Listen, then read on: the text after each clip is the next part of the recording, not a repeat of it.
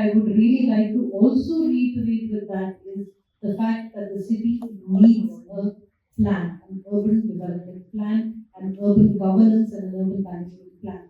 It is shameful, it is literally shameful to say that a sprawling city like Bangalore is today depending on a plan, an urban development plan, the only statutory tool that steers the growth of the city, which actually expired in 2015.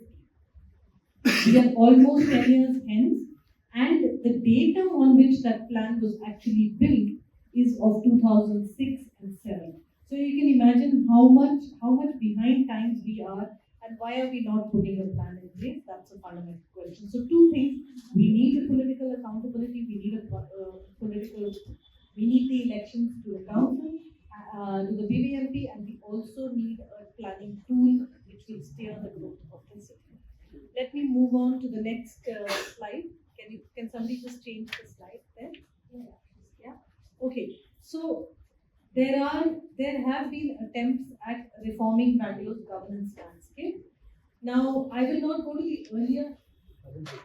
This is working. Yeah. It's working, right? So I will not go to.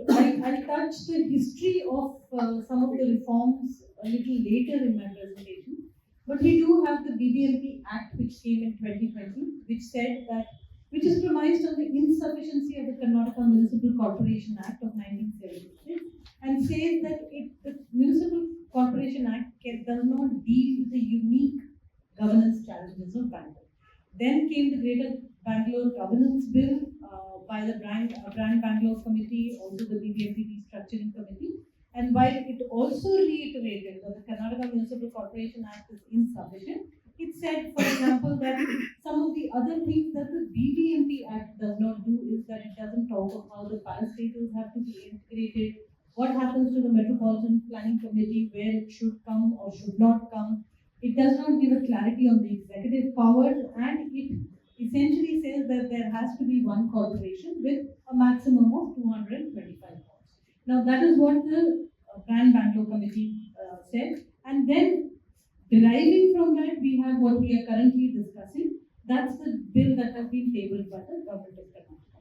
But what is really intriguing is that none of these bills actually say what are the unique challenges that the city of Bangalore faces and how are we going to address those challenges, right? So I think if you could change the next slide, please. I think the fundamental question is what are these challenges, right? And there is a lot that is already written on it. A lot of us have written, including myself, and we have written a lot on these acts that they are talking about in context of the 74th Constitutional Amendment Act. Next slide, please. So basically now, can you change the slide? Yeah. And a whole lot of other things, the defunct Metropolitan Committee, non-devolution of funds, functions and functionaries, lack of coordination, lack of a coordinating body, of course, the violations in the built fabric that the city is today facing. Now, these are just a few of the challenges that the city is facing, but my question over here is that are these challenges then unique to Bangalore? If you ask me, these are challenges that all cities in Karnataka face. These are challenges that perhaps other cities in the country are facing, not perhaps, they are facing these challenges. I work in many cities across the country, and perhaps all developing cities across the global south, these are some of the challenges that we are facing. Putting aside that, if we were to look at where we want to do an amendment, and I strongly believe that we need to start with the Karnataka Municipal Corporations Act and not actually deprive other urban centers within the state with all the forward thinking that an amendment in the Act can bring about. So why a Bangalore Act is the first question, and I know that right now a lot of the discussion is really between the act that was the bill that was finally submitted by the Brand Bangalore Committee, and I'm sure Santosh will speak about that a little further, to what the government of Karnataka has tabled. A lot of the debate is around that, but I think taking a step back, let's look at for the state of Karnataka, which has been extremely proactive in many ways, as Raghu said. Why not look at a decentralization process which will speak to every town and city in the state of Karnataka, and why only Bangalore? Bangalore is a metropolitan metropolitan city, in fact a megapolitan city today. But there are many that are already at the cusp, right? We don't have the 2021 census, but I'm sure all Mangalore, Hubli, Dharwad, and many of these are almost there or are already there. And I think, therefore, speaking about the challenges of governance and planning at metropolitan level, these should apply then to these other cities also. This is not to say a standard act will take care of everything, but then the standard provisions which can be contextualized to city-specific conditions. Next one, please. So this is my first fundamental. Moving on to the act, I think there are strengths. It does talk about urban governance. It brings in a focus on urban governance, which is good. It is in the context, this focus on urban governance in context of the 74th Constitutional Amendment Act and its provisions, specifically talking about the ward committees and empowering the ward committees. It does envisage the parastatals as accountable to the local government at the municipal level, and it pushes for the idea of the MPC as a planning body. Even, and I'm not here, let me just give a disclaimer, I'm not actually talking about, in particular, the bill that has been tabled by the government of Karnataka. I'm talking about these efforts that have happened, and therefore it is important to bring in some of these debates and discussions as we move forward, because much thinking has happened, say in the Brand Bangalore bill, and much of it is left out in the government of Karnataka bill. But at least we have some conversations on which we can rely, on which we can debate, and on which we can continuously push for better democratic decentralization. Next one, please. Okay, so there are some problematic provisions, and I will start with the first one, which Raghu also said, and because I'm a planner, I work with maps, I have to show this to you. The first, something that is really, really problematic is really the idea of the Greater Bangalore Authority, as well as the jurisdiction of the Greater Bangalore. What does it actually mean? You have the innermost circle, which is 800 square kilometers, which is our BBMP area, governed and administered by the BBMP.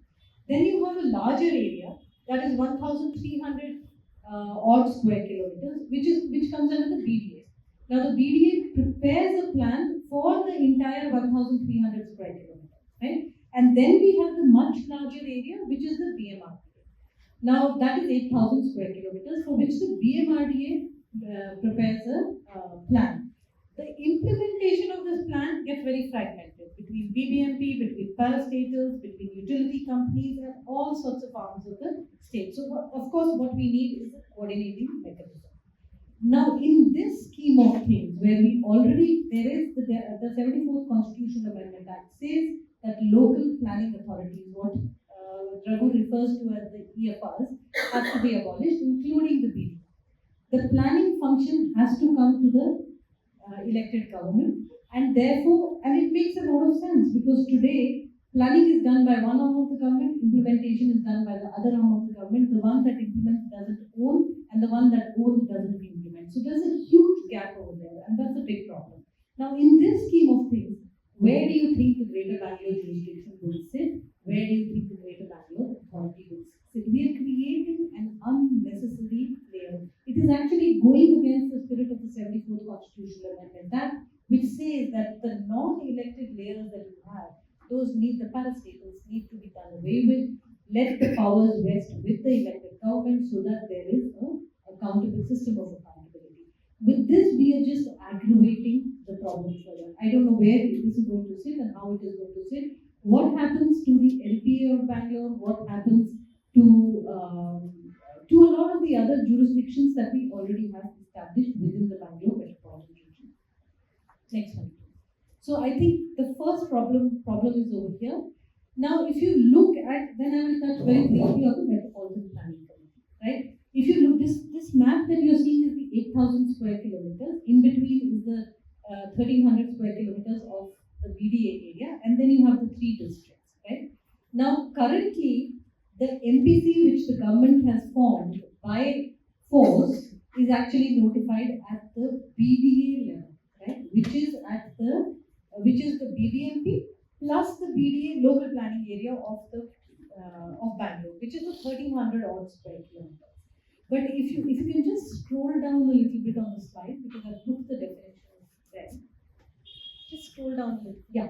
If you look at this definition of the Metropolitan Planning Committee, right? This comes from the 74th Constitutional Amendment Act, and it says that the Metropolitan Planning Committee is responsible for preparing the draft development plan. The operational word over here is draft. It does not say that it prepares a final development plan. It calls it the draft development plan through disaggregated units at the municipal corporations or the municipalities, which will then go lower and get the planning happening through their ward committees at the ward level. So it's actually in first thing, it marries the top down and the bottom up. The Metropolitan Planning Committee will give a framework for the plan and not the plan itself, right? Within which the other planning units will put forward their needs, aspirations, their challenges, and say this is what we require. The Metropolitan Planning Committee then matches it with the funding requirements, and that's how the plan gets done, which is constantly reiterated and reimagined and narrated. So it's not one plan, it's a dynamic plan. But what it also importantly says is that the Metropolitan Planning Committee is responsible for looking at utilities, services, and functions which have a regional nature. That means your roads, your highways, your water supply, utility lines. These are all regional infrastructure. These cut across administrative boundaries, are ecological features. Lakes and rivers do not know an administrative boundary. So the Metropolitan Planning Committee will actually coordinate all this. Now, if you look at the BMR region, that has 13 municipalities right now.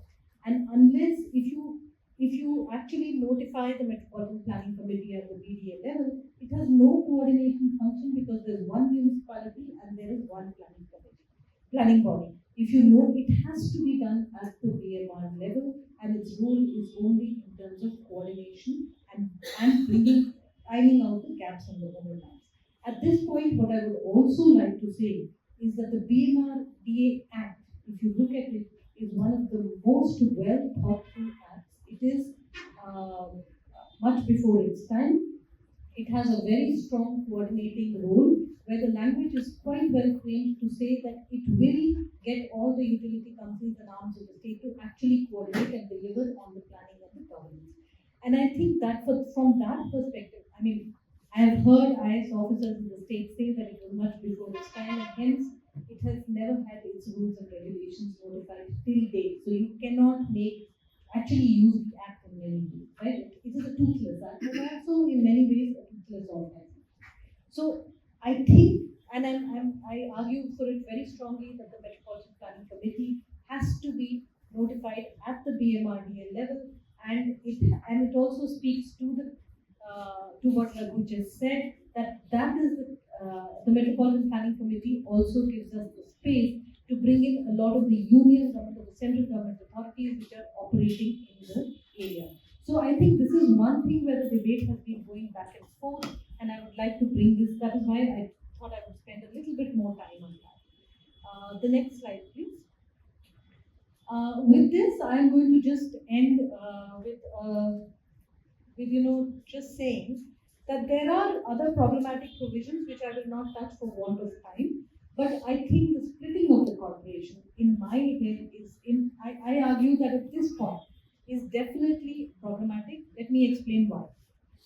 Ideally, ideologically, and on paper, smaller corporations is the way we have to go, and I agree with that. In the first place, the merger from the BBMP to the BBMP itself is a problem. That was a wrong move.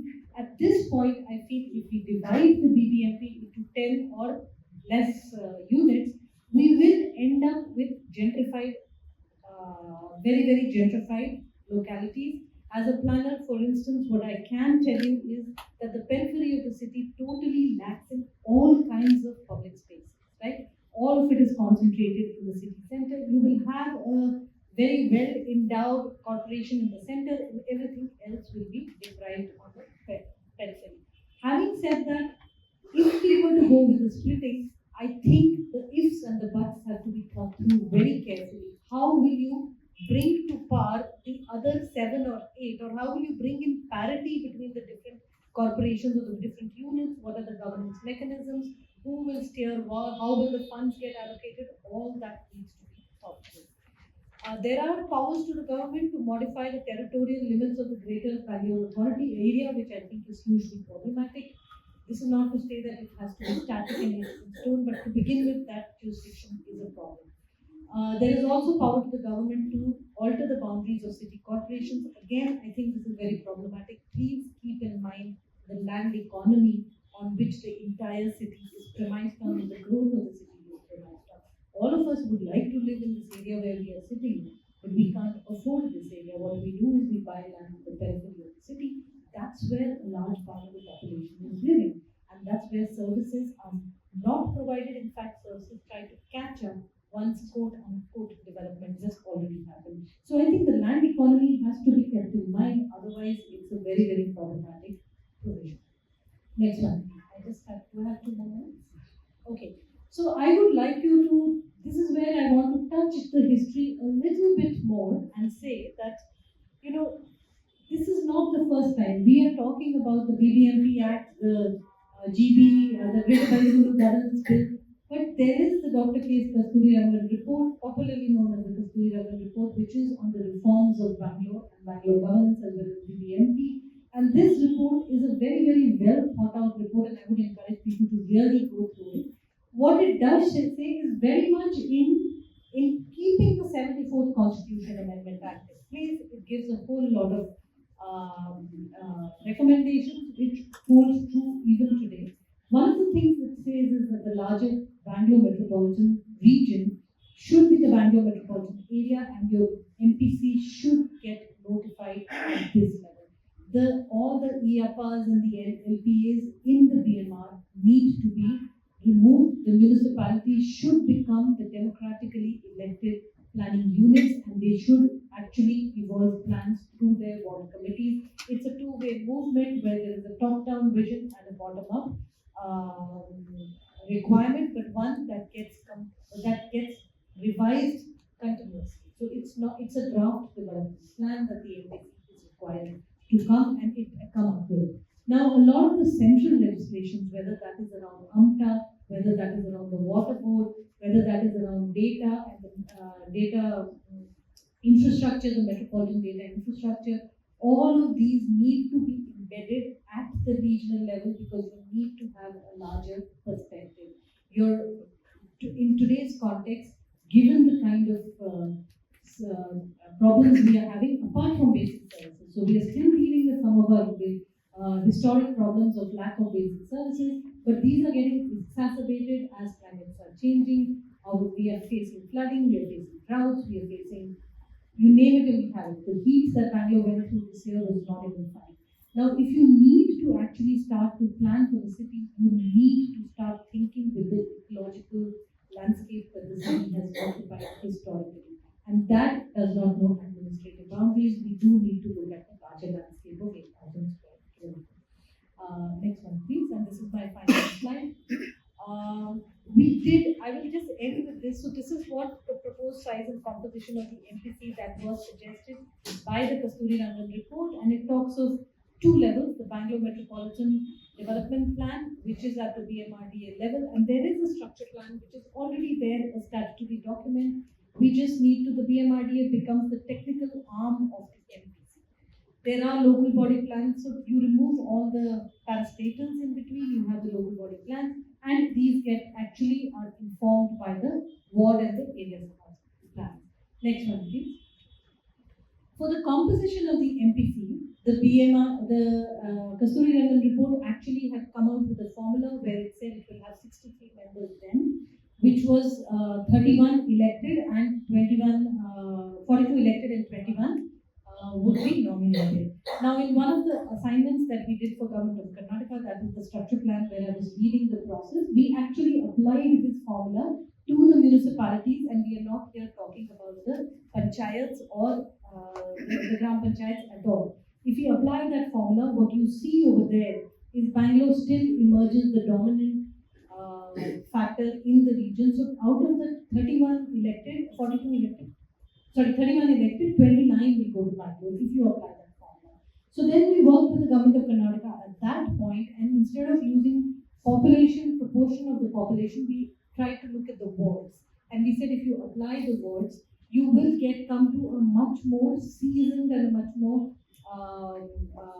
equitable representation of different municipalities in the Metropolitan Planning Committee, so that there is some sort of a parity within the region, and Bangalore does not continue to be the big primate monstrosity in the region that it already is, pulling all the resources at the expense of the larger region.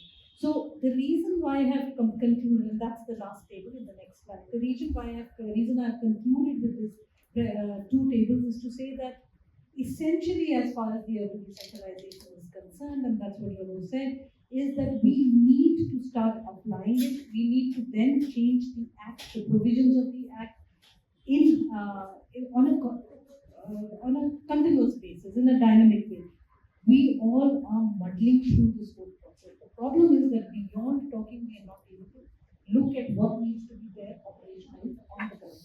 The moment we start operationalizing some of the most well thought through provisions, and the current bill is not at all well thought through, but some of the provisions which are well thought through, which have come over a period of time, even there we see problems, right? So if we need to actually start to work towards a very equitable development within the region, then we do need to start applying some of these things, start understanding why they are not working, and go back to the drawing table and say what makes it work.